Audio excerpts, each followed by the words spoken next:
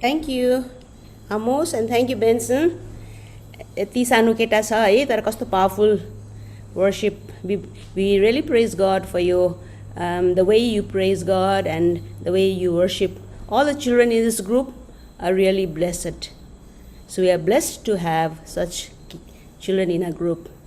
र आजको वचन मलाई दिएको छ हिजो बोल्नुपर्ने खासमा है तर मेरो हिजो अर्कै ग्रुपमा म बोल्दै थिएँ रेकर्डिङ हुँदै थियो यस कारणले गर्दा मलाई हिजो बोल्नु चाहिँ अलिक इच्छा लागेन किनभने दुईटा डिफ्रेन्ट टपिक्स क्ल्यास हुँदै थियो अनि मलाई क्ल्यारिटी अफ थट चाहिएको थियो I needed clarity of thought because two messages were getting हचपच दुईटा मिक्स हुँदै थियो है र मैले चाहेँ कि आज मुझे अलग से समय दिया जाए कल के बजाय आज मैं बोलूँगी तो so thank you to doctor उन्होंने मेरा समय कल ले लिया और आज मैं कुछ शेयरिंग करने जा रही हूँ I think I better speak in Hindi होला है हिंदी में बोलने की कोशिश करूँगी अभी तो थोड़ा प्रैक्टिस ख़त्म हो गया है बाइबल में रोमियो का पुस्तक 3:23 में लिखा गया जो सब हम सबको मुखस्त है ये बात यहाँ लिखा है कि हम सब ने पाप किया है और परमेश्वर के महिमा रहित हो गए हैं we all have sinned and fallen short of the glory of God परमेश्वर के महिमा रहित हो गए हैं और जेनेसिस उत्पत्ति का 3:27 में लिखा है कि तब उन दोनों का आँख खुल गया मैं इंग्लिश में से ट्रांसलेट करके बोल रही हूँ क्योंकि हिंदी बाइबल पढ़ना मुझको थोड़ा कैसा लगता है तो मैं इंग्लिश को ही नेपाली में हिंदी में ट्रांसलेट कर रही हूँ तो इन दोनों का आँख खुल गया और उन्होंने पाया कि वे नंगे हैं और उन्होंने फिग लीव्स का उसको स्टिच करके उन लोग दोनों के लिए एक कपड़े बनाए यहाँ लिखा है कि उन दोनों ने जब वो फल खाया जब ये दोनों आदम और हवा शैतान के द्वारा परीक्षित हो गए परीक्षा में फेल हो गए तो उन्होंने क्या किया उन दोनों की आंखें खुल गई आँख खुल जाने की वजह से इन दोनों ने पाया कि हम लोग तो नेकेड है अब इस नेकेडनेस के कारण नंगा होने के कारण परमेश्वर का महिमा चला गया मैं आप लोगों को एक सिंपल एक्सपेरिमेंट तो नहीं एग्जाम्पल दे के दिखाती हूँ क्योंकि स्कूल में लिविंग वर्ड सेंटर में मैं यही करके जेनेसिस का 3:27 उत्पत्ति 3:27 को एक्सप्लेन करती हूँ कि जब इन दोनों ने वो फल खाया तो फल खाने के तुरंत बाद ही इन दोनों ने अपने आप को नंगा पाया उनके ऊपर कुछ कवरिंग था इन दोनों के ऊपर कुछ कवरिंग था तो कवरिंग हट जाने पर इन दोनों ने अपने आप को नंगा पाया वो जो कवरिंग था वो परमेश्वर का महिमा था परमेश्वर की महिमा से उन दोनों को कवर करके रखा हुआ था जब परमेश्वर ने सृष्टि की तो परमेश्वर ने अपने महिमा के द्वारा संसार को सृष्टि किया जो कुछ भी बनाया उन्होंने महिमा के द्वारा बनाया तो जब इन दोनों ने वो फल खाया फल खाने की वजह से ये दो नंगे हो गए अब ये परमेश्वर की महिमा के रहित हो गए जब ये परमेश्वर की महिमा के रहित हो गए तो परमेश्वर का महिमा चला गया अब उसके बाद जब हम बाइबल पढ़ते हैं परमेश्वर की महिमा की बात उतना नहीं होता है जब हम देखते हैं अब्राहम के जीवन में कहीं भी परमेश्वर का महिमा अब्राहम के जीवन में आया ऐसा नहीं लिखा है लेकिन जब हम मूसा के जीवन में पढ़ते हैं जब मूसा ने इजराइलियों को मिस्र देश से कनान देश की तरफ ले जा रहा था तब परमेश्वर की महिमा उसको दिखाई दिया कैसे वो हम सबको मालूम है घटना कि मूसा सिनाई पर्वत में 40 दिन के लिए गए थे परमेश्वर ने उनको बुलाया था कि मूसा तुम मेरे साथ ऊपर आओ और परमेश्वर ने वहाँ मूसा को 10 आज्ञा की 2 पत्थरें दी और उसके बाद क्या हुआ नीचे पूरा पूजा हो रहा था उसने आकर वो दोनों 10 आज्ञाओं को उसने पटक दिया और वो चूर चूर हो गए। फिर वो इतना नाराज़ हो गए इजराइलियों से, और परमेश्वर भी नाराज़ हो गए। अब बोलने लगी कि मूसा, मैं तुमसे ही एक जाति खड़ा करूँगा, इन सबको मैं मार दूंगा, इन सबको नष्ट कर दूंगा और तुमसे एक जाति खड़ा करूँगा। फिर मूसा, आप लोग यदि पढ़िए तो 32 जेनेसिस नहीं एक्सोडस, निर्गमन का 32, 33, 34 बहुत भारी अध्याय है। मूसा का परमेश्वर से लड़ना, इजराइलियों से लड़ना, और मूसा किस तरह से परमेश्वर के सामने इन लोगों के लिए, इजराइलियों के लिए गिड़गिड़ा के प्रार्थना करता है। अपना ही प्राण, अपना ही आत्मा परमेश्वर को इनके बदले दांव में लगाता है। यदि परमेश्वर तू इन लोगों को कनान तक नहीं ले जाएगा, यदि परमेश्वर तू इनके साथ नहीं होगा, तो मेरा ही नाम अनंत जीवन की पुस्तक से मिटा दो। अपना आत्मा वो अब दांव में डालता है कि परमेश्वर इजराइलियों को अपना महिमा दिखाए, इजराइलियों को महिमा के साथ कनान देश में ले जाएं। तो ऐसा हो जाता है कि दोबारा परमेश्वर फिर मूसा को सिनाई पर्वत में बुलाते हैं, और जब बुलाते हैं तो 40 दिन 40 रात तक मूसा वहाँ रहा, सिनाई पर्वत में रहा। ना तो उसने खाया ना पिया, लिखा हुआ बाइबल में, ना तो उसने खाया ना पिया। और जब वह नीचे आ रहा था 40 दिन के बाद, अब नया 2 पेटी में परमेश्वर का वचन लिखा हुआ वो नीचे लेके आ रहा था, तब क्या हुआ, इजराइलियों ने देखा। पहले तो हारून और जितने भी 17 एल्डर के साथ उनका मुलाकात हुआ, तो ये लोग डर गए। क्यों डर गए?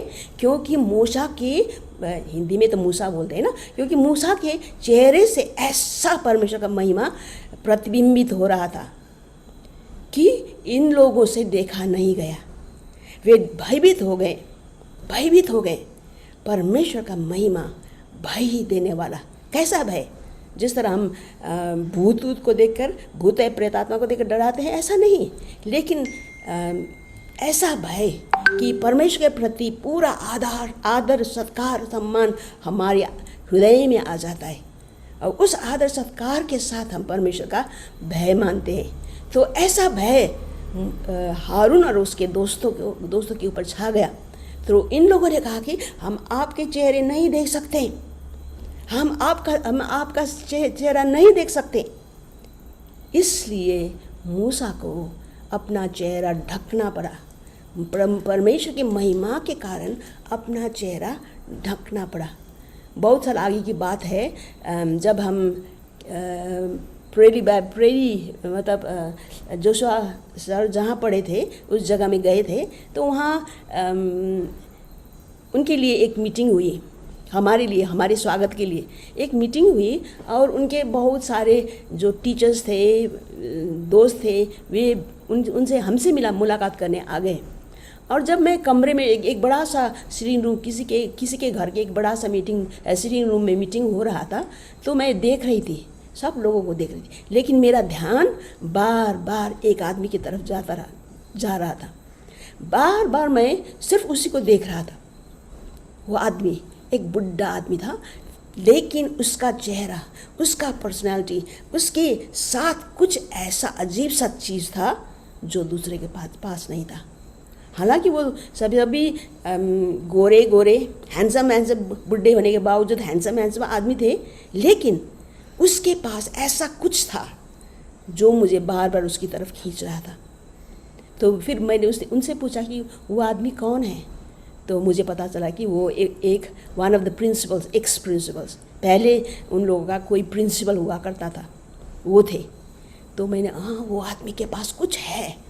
तो एक दिन वो अचानक से हम जहाँ रहते थे वहाँ हमसे मुलाकात करने आ गए। तो उनसे बात हुई, और बात करते करते मुझे एहसास हुआ कि वो आदमी परमेश्वर के कितना करीब है, परमेश्वर के इतना करीब है। परमेश्वर के करीब होने के कारण उसके चेहरे से जो महिमा हो रही थी, उसका स्किन, उसका त्वचा एकदम चमक रहा था, ऐसा लग रहा था मुझे। गोरा लाल चेहरा, फिर उसका स्किन चमक रहा था, ऐसा लग रहा था। तो उसकी शरीर से, उसकी प्रेजेंस से परमेश्वर की महिमा चमक रही थी। मतलब वो आदमी का परमेश्वर से कितना बड़ा घनिष्ठ संबंध था, उसके संबंध के कारण परमेश्वर का महिमा चमक रहा था। तो उसका यदि ऐसा हुआ हो तो मूसा का और कैसा हुआ होगा, मूसा का कैसा हुआ होगा, और ज़्यादा। तो मूसा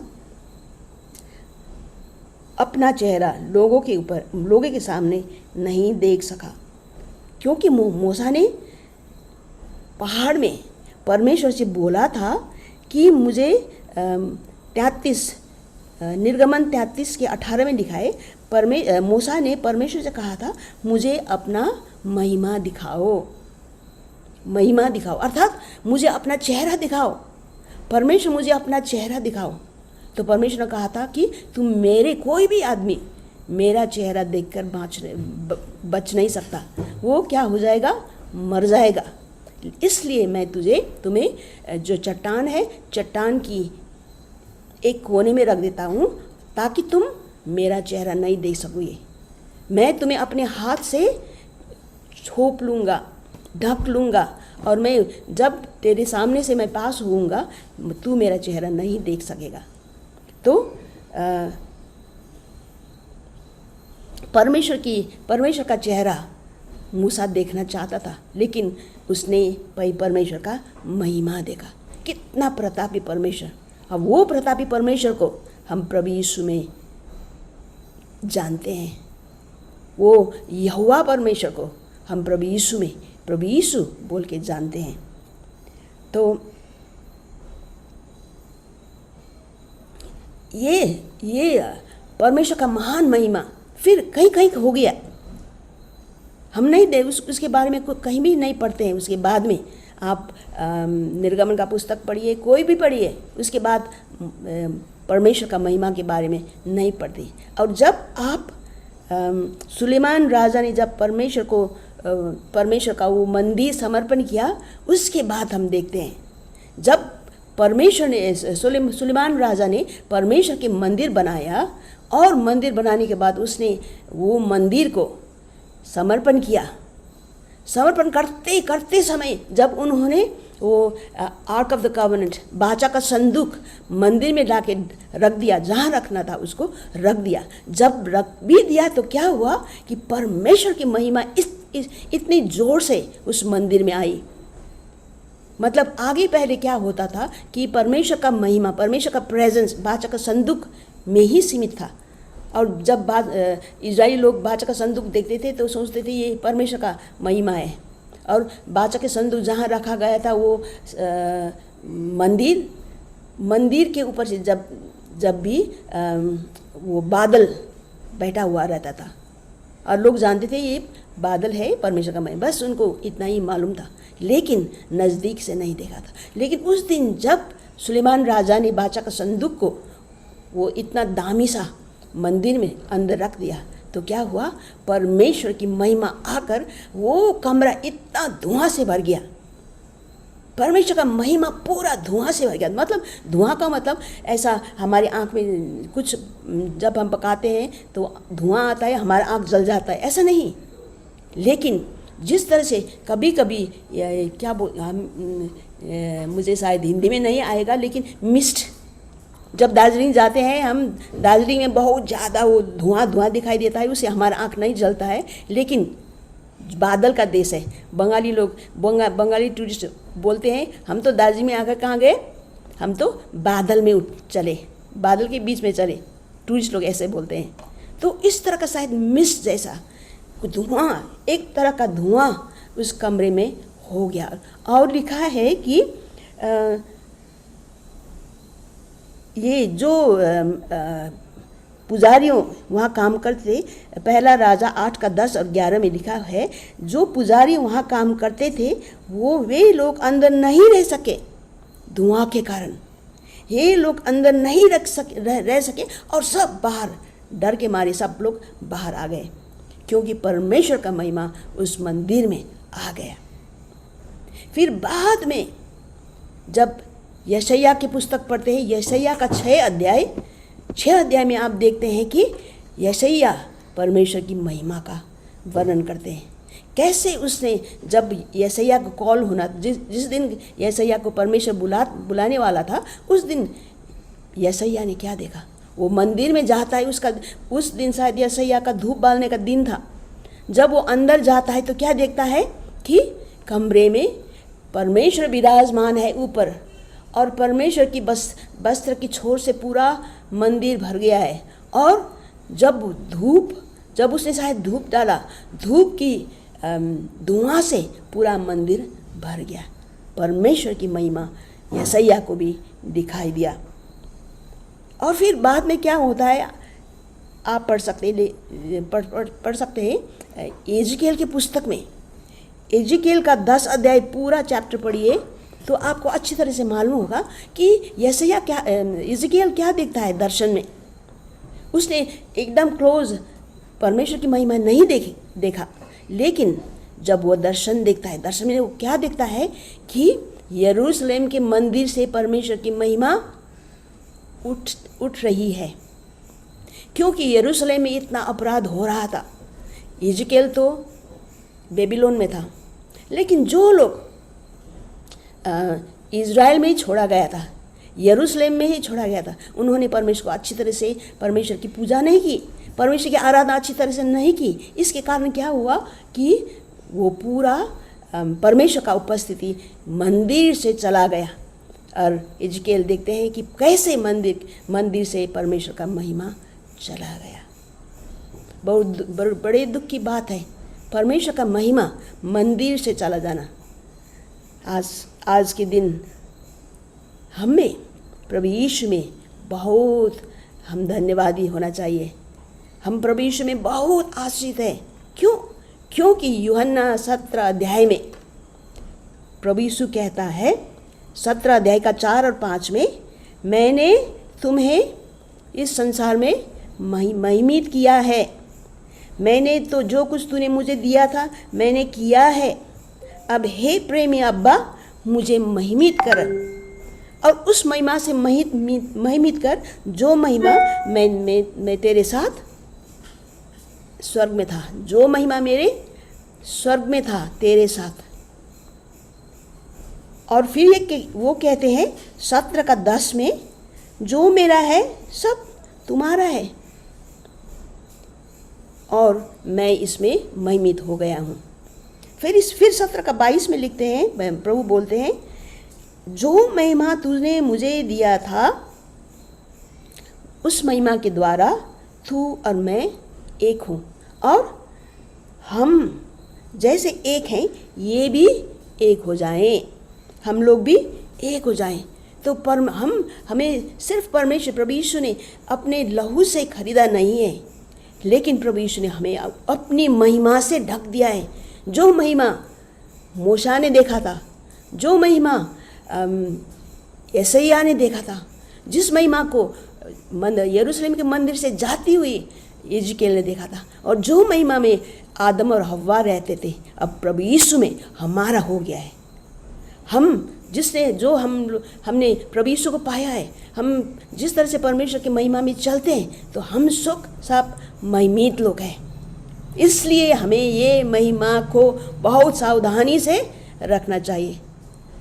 कहीं हमारी कुछ बातों से या रहन सहन से या कुछ बातों से परमेश्वर की महिमा में धब्बा ना लग जाए। तो हमें बहुत होशियारी के साथ परमेश्वर की महिमा को लेना है। 2 कुरिन्थी 3 का 18 और 19 में ये लिखा है, मेरे पास इंग्लिश बाइबल है तो इंग्लिश के मैं ही पढ़ूंगी। 2 कुरिन्थी, आप अपने अपने बाइबल पढ़िए। 2 कुरिन्थी 3 का 18 और 19, but we all with unveiled face beholding as in a mirror the glory of the Lord are being transformed into the same image from glory to glory, just as by the Spirit of the Lord।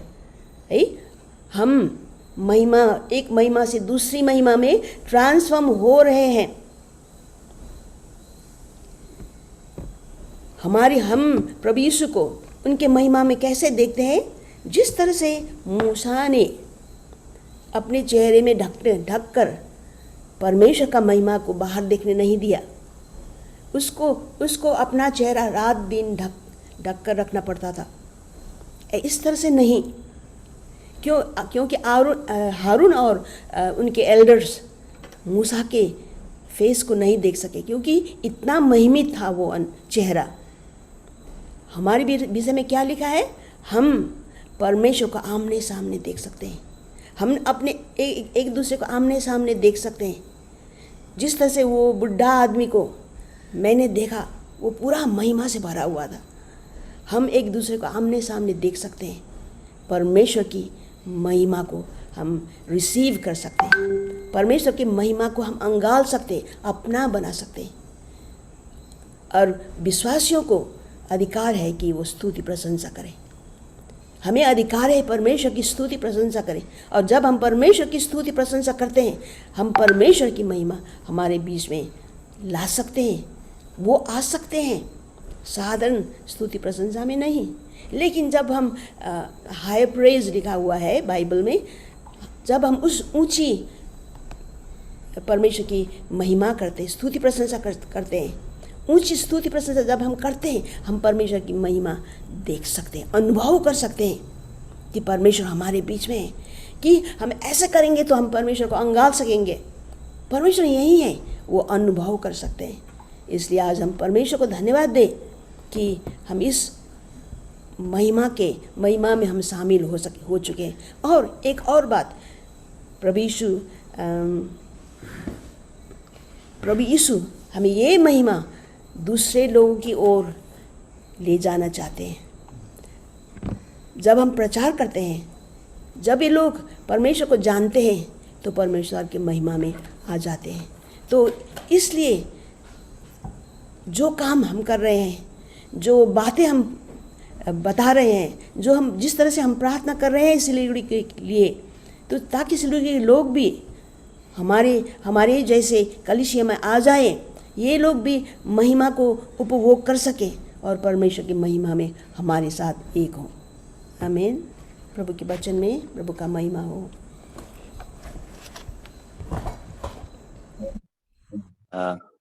What a blessed time this is